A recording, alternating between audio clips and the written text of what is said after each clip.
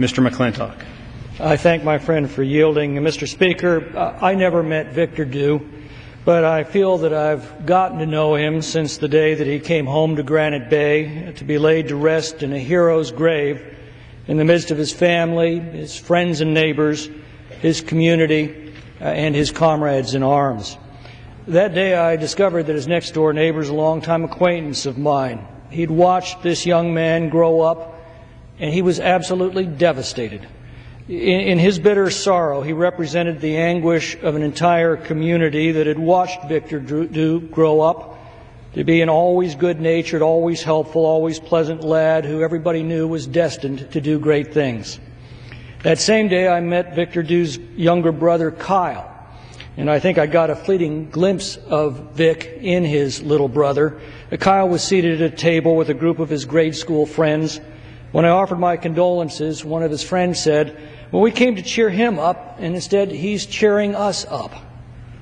That day, I also met Victor Dew's parents, Patty and Tom Schumacher, whose intense pride in their son, fused with inexpressible sorrow into a transcendent dignity that I cannot put into words. Lincoln perhaps came closest in his famous letter to Mrs. Bixby when he wrote of laying so costly a sacrifice upon the altar of freedom. I've gotten to know Victor's parents in the more than 2 years since that costly sacrifice. I see them at the funerals of other fallen heroes, offering company to other bereaved families in a way I think that only those who've gone through such a loss can truly understand. I frankly cannot begin to understand what they've gone through and continue to go through every day. Whenever I try to imagine myself in their shoes, my mind recoils. I can only marvel at the strength that they summon. Time does not heal all wounds. For these Gold Star families, every day is Memorial Day, and every day their grief is just as real as when the casualty officer appeared at their threshold. At a Gold Star dinner several years ago, I confided to our hosts that I still didn't know what to say to these families. She smiled and said, "Well, just ask them about their sons." So let me tell you a little bit about what I know of Victor Dew. Everybody who knew him always began with the same thing. Vic was one of those sunny personalities who always lifted the spirits of everyone around them. They'd be feeling down, and Victor would lift them up. I have no doubt Kyle got that quality from his older brother. Victor attended Granite Bay High School, where he played on the high school football team. His real passion, though, was martial arts, in which he ultimately achieved a double black belt in jiu-jitsu. His jiu-jitsu teacher, Clint LeMay, told the Los Angeles Times, "When I met him, he was like a 30-year-old man walking around in a 13-year-old's body. He was wise beyond his years and knew how to deal with all kinds of people." In high school, he met a remarkable young lady by the name of Courtney Gold. They both went on to attend Sierra College, and that's when they began dating. Victor had great plans. He had grown up dreaming of becoming a Marine. When he was 12 years old, he'd hung a Marine Corps flag over his bed. Every morning after that, he woke up under that flag and the proud words emblazoned on it, "Semper Fidelis."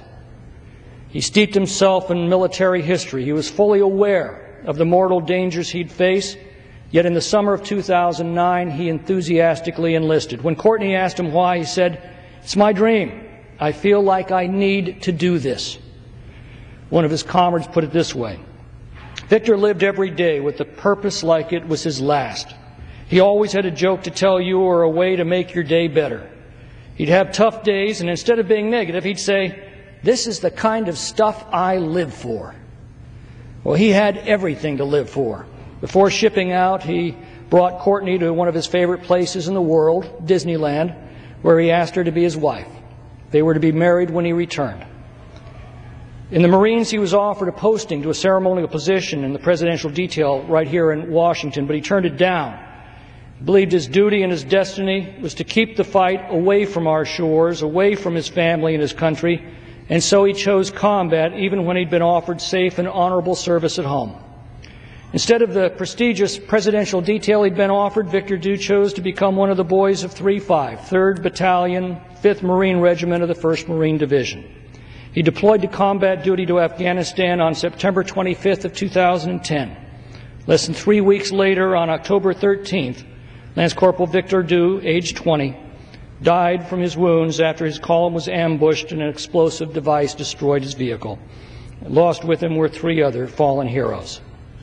The next week, a black hearse with the Marine Corps emblem brought him home to Granite Bay and to a hallowed grave. Courtney had already bought her wedding dress in anticipation of a far happier homecoming. The day before Victor's funeral, she put it on. She had a wedding photographer take her portrait, and she placed that photo in Victor's casket. And then he was laid to rest with all of the honors we accord to our heroes: posthumous medals and a promotion, full military honors, a flag given to the grieving mother on behalf of a grateful nation. 777 days have passed since that awful day in Helmand Province. In those 777 days, Victor Dew might have come safely home. He would have married Courtney Gold. They might have started a family by now, and he'd be well embarked on a long and happy life and a promising career. As painful as it is to reflect on what might have been, it's important that we do so, because in that pain is the measure of how much these young men gave up and how much their families grieve for them. They won't grow old to enjoy the blessings of liberty they died to secure for our country and for a country half a world away. A few years ago, I had the honor to visit members of the 3rd United States Infantry Old Guard who tend the tomb of the unknown soldiers at Arlington Cemetery. Tourists will often watch them on warm spring days, meticulously dressed, painstakingly drilled, honoring the memory of these soldiers. But tourists don't often show up during hurricanes or in driving snowstorms or at 2 a.m. in sleet and hail. But the Old Guard does. They commit 2 years of their lives to this service under the strictest of conditions. I asked a young sergeant, why? Why do you do this?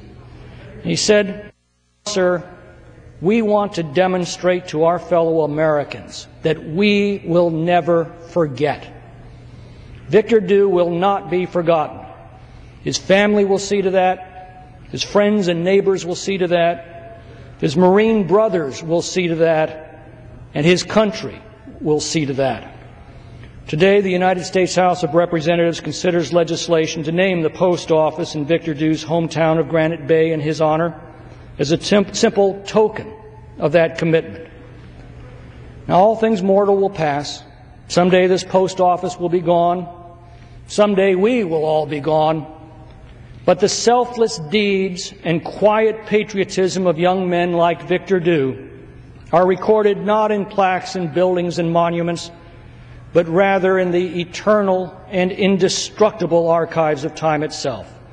They will not tarnish or fade. They will stand for the ages as testament to the value of liberty, the character of those who stepped forth to defend it, and as the most profound lesson of the true meaning of the words that Victor Dew awakened under from the time that he was 12 and that he now sleeps under for all eternity. Semper Fidelis. Yield back. Gentleman yields back.